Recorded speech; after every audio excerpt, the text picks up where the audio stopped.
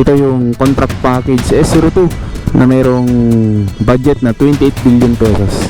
Yan, meron tong tatlong station yung Espanya, Santa Mesa sa Capaco. At may haba na 7.9 kilometers. May mga sheet piles din dito sa may pinakagitna niya. Yung bakal na nilalagay nila sa mga hukay. Ang liwalas no. Patag na. May mga nakabaon na palang pinaka pile cut niya. May mga semento na siya. Yan, tinan nyo. Medyo maluwag na dito. Kasi dito banda yung mga dating na-demolish na. Pero dun banda, nadagdagan na yung na-demolish. So, nabakuran na rin pala dito. So, may tapat to ng PUP binakuran na siya. So, exit lang to. Itong ginagawa dito. Yung entry niya dito sa kabila. Dito, sa may bandang right side. Yan. Ito yung off-ramp niya itong ginagawa. Ayos, gumagalaw dito.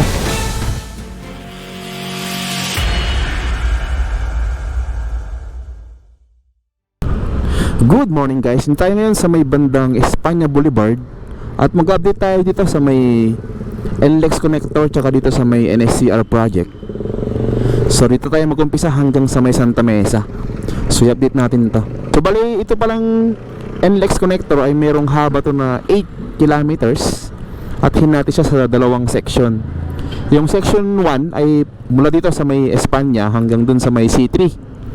And then yung section 2 mula sa dito sa Espanya hanggang naman sa may Santa Mesa papuntang Pandacan. Then tapos ito naman sa may parte ng NSCR. Ito yung contract package S02 na mayroong budget na 28 billion pesos. Yan, meron tong tatlong station yung Espanya, Santa Mesa sa Capaco. At may haba na 7.9 kilometers. So nasa contract package S02 tayo ngayon mag-update papuntang Pandacan. Alright, let's go.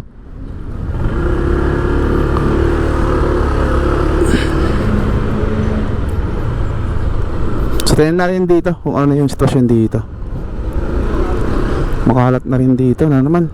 Dito sa may Espanya station ng PNR. Ito na yung pinaka-barracks nila dito. Ito yung pinaka-office nila. Kasi meron dyan container van.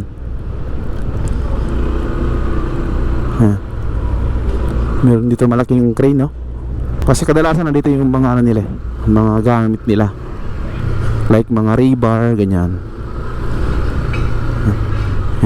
May mga aircon pa tong mga office nila. So nandito ang pinaka-offices nila. Hindi ko lang alam kung yung mga barracks nila yung tulugan kung nandito rin. Yan, ito yung Pajardo Street dito sa may harapan natin. One way ito. Yan. Tapos dito hanggang dun sa may G2 Ason ay tuloy-tuloy yung trabaho. May mga dito, mga crane.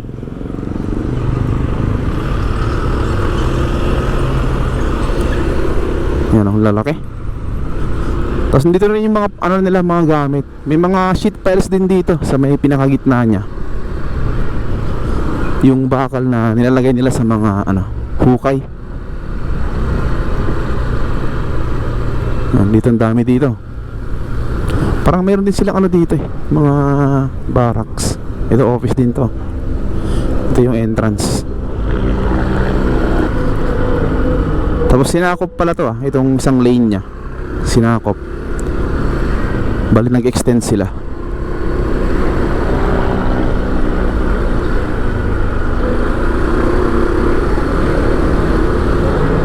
Yan dito marami rin dito. Parang mayroon dong ginagawang pilot test. Yan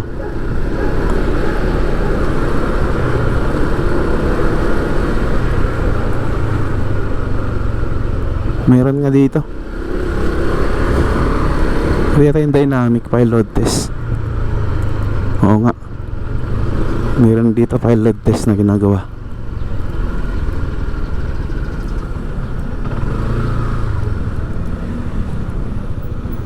Bawal pumasok. Ginawang parkingan. Ikot tayo dun sa kabila.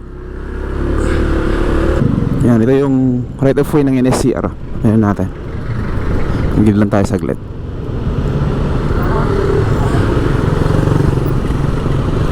Ang liwalas, no. Patag na patag na.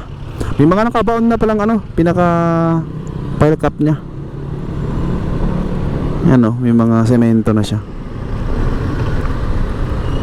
Grabe, luwag nito. Sana tuloy-tuloy na hanggang ano, hanggang dun sa may Pandakan. Dito kasi wala pa, oh. Pero meron na siyang ano, pinaka-pader nya. Alright, tagos tayo doon. Tayo papuntang ano, Magsaysay. Parang pwedeng daanan. Ikot tayo doon. Ayan, dito naman sa may Buenos Aires. Tignan natin kung mayroong pagbabago dito. Ito yung Buenos Aires. Mukhang nadagdagan na yung na-demolish doon, oh. Ayan, tignan nyo. Medyo malawag na dito. Kasi dito banda yung mga dating na-demolish na. Pero dun banda, nadagdagan na yung na-demolish. Yan na yung Magsaysay Boulevard. Diyan banda. Sakop na rin yan ng NCAP, mga kababayan. Itong Magsaysay Boulevard hanggang sa may Recto. So ingat-ingat tayo lagi. Huwag dumaan sa mga bike lane yung mga nakamotor. Ayan, oh. Ito yung entry rampa ng NLEX connector. Packet to, papuntang C3. Ayan siya. So maluwag na siya dito pagka ma-clearing dito sa may unahan natin. Yan, oh. So luluwag na yung ano dito, yung entry nya. Kasya na siya ng tatlong lanes, mga tatlong sakyan. Alright, proceed tayo sa may Magsaysay. Tignan natin. Dami rin ano dito, mga nakaparking.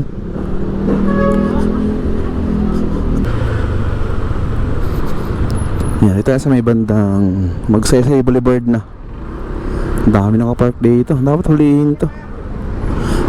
Kasi nakalagay dun sa ano, kasali sa ano NCAP na to, itong Magsaysay Boulevard. Recto, yan. Quirino Avenue, kasali din. Ito, sa gilid sila nakaparking. Bawal yan. Pero wala kasing camera dito. May camera dyan, oh. Pero hindi yan kasali sa ano, sa Manila siguro, sa munisipyo.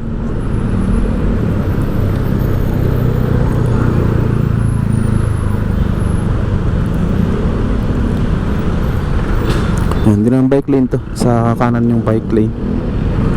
Ito yung natapis kanina. Yung pinuntahan natin.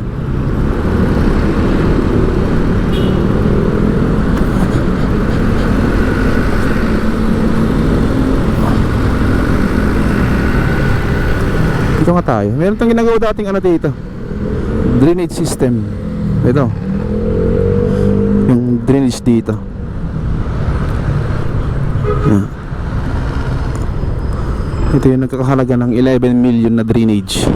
Hanggang doon yun sa pinakadulo. Parang 300 meters yata yung haba. Ito naman yung right of way ng NSCR. Nandito, wala ring galaw dito. May mga taggings na itong bahay dito.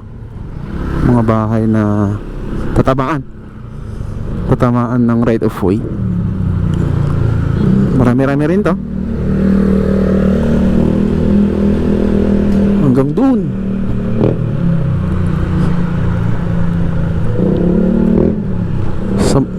Papunta yun sa may bandang ano sa may police station, sa may Gito Ason. Alright.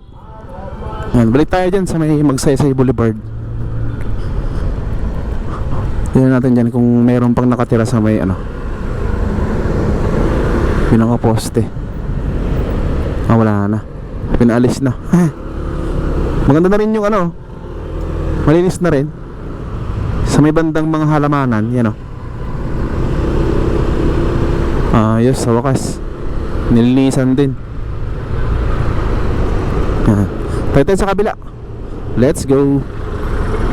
Alright, nasa eastbound na tayo, going Cubao. At yun natin dito. Ayan, oh, ganda na yung center island nya. Malinis na. Yan, dating may mga ano yan. Before election, maraming mga ano dito, mga natutulog sa may pinakaposte nya.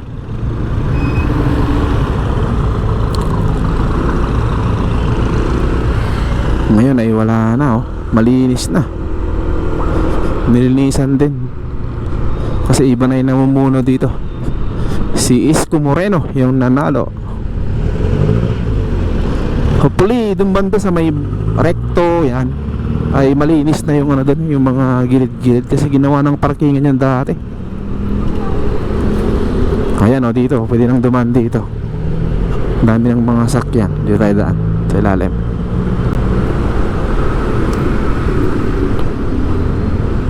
Oh, yan, oh. Dito banda wala pang bakod dito, ah. Itong NSCR. Doon pa lang sa kabilang ano niya, kabilang bakod niya, pero dito wala.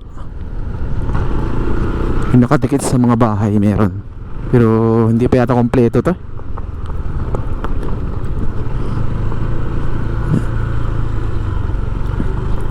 Kasali pa rin to sa ano, 7.9 kilometers na contract package S02 dyan sa may gilid. Hanggang ano yun, hanggang Paco. 3 station yung sakop nun eh.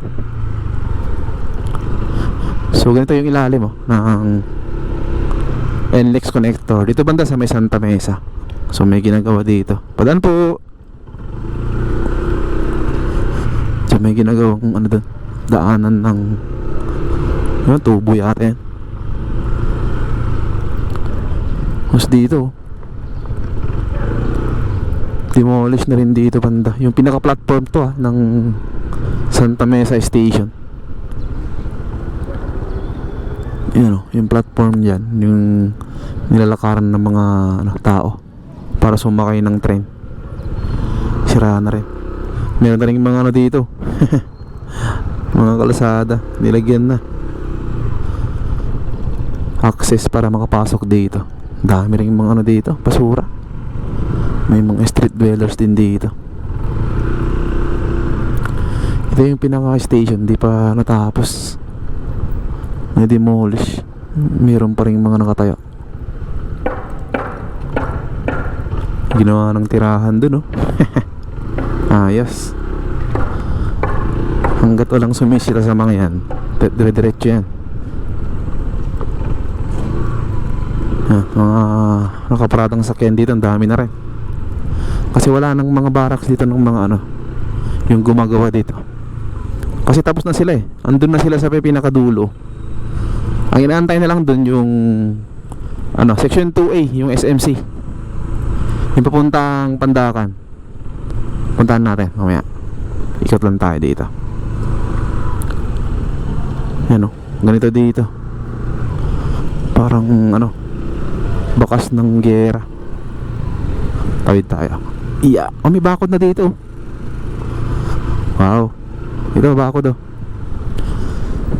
So nabakuran na rin pala dito. Sa may tapat to ng PUP, ah. Binakuran na siya. Yan, NSCR yan. NSCR right of way. Dito, mayroon ding mga ano dito, mga nakatambay, mga street dwellers. Alam kasi nilang walang ano dito eh, wala nang mga nagbabantay, kaya binakuran na lang yan.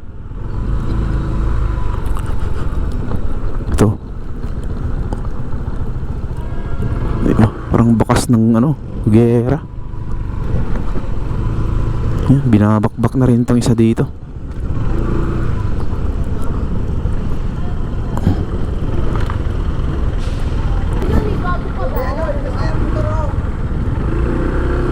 Thank you. Balik ka dyan. Nag-aaway yata tong mga to. Dito may guard dito. Itong NSCR project. Pero dito wala na. Grabe pala dito. Daming basura dyan, oh.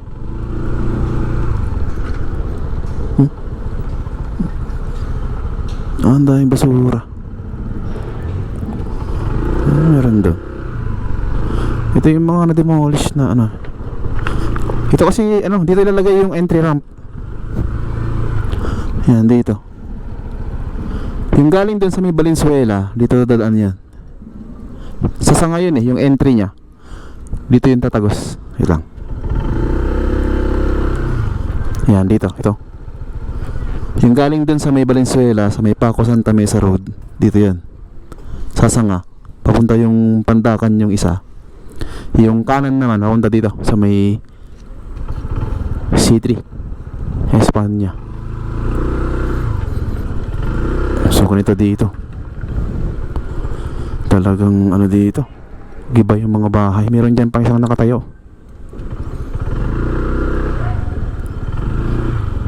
Iba.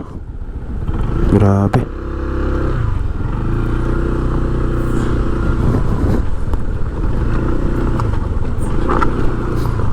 Yan. Uy, parang meron na siyang ano dun, oh. May platform na. Yes. Ayan, oh.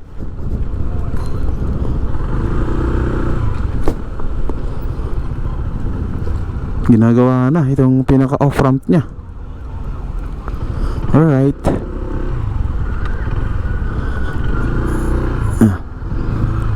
Dan tayo doon.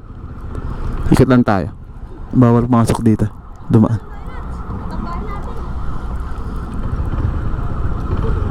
Ayos to. Gumagalaw na to. Itong pinaka off ramp dito.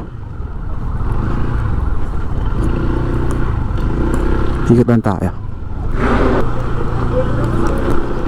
Sana lagyan din to, itong pinaka ilalim niya, daanan.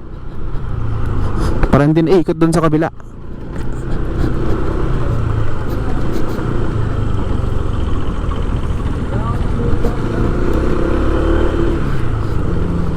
Yan, ito yung Teresa Street, ah. Tagos nito yung PUP. Tapos dulo naman niya, Valenzuela Street. Yan tayo. Yan, dito sa may Uni Oil. Yan. Dito banda yung pinaka right of way niya. Ayan natin dito.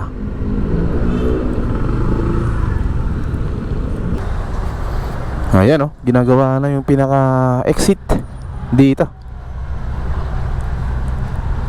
Hindi kaya dalawa ito?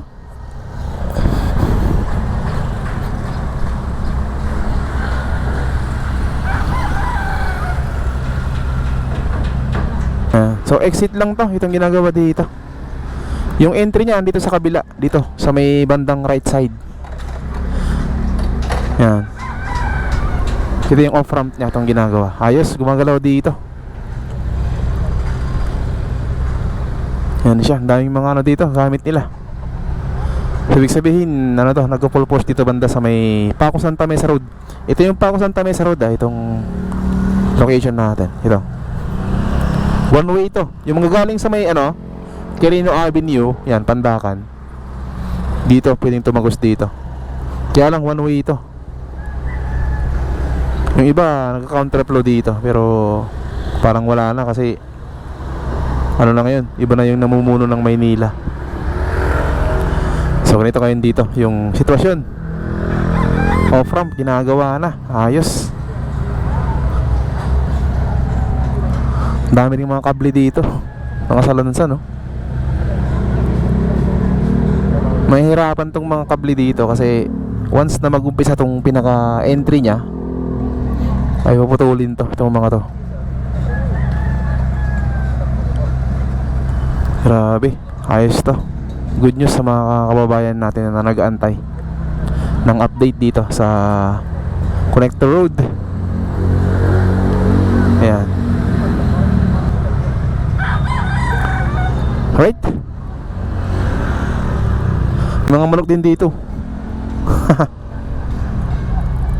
Ayan. Mga panabong. Dami nitong mga ano dito, pinakabahay niya, kulungan.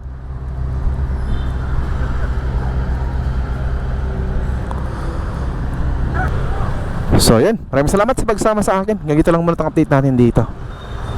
Alright.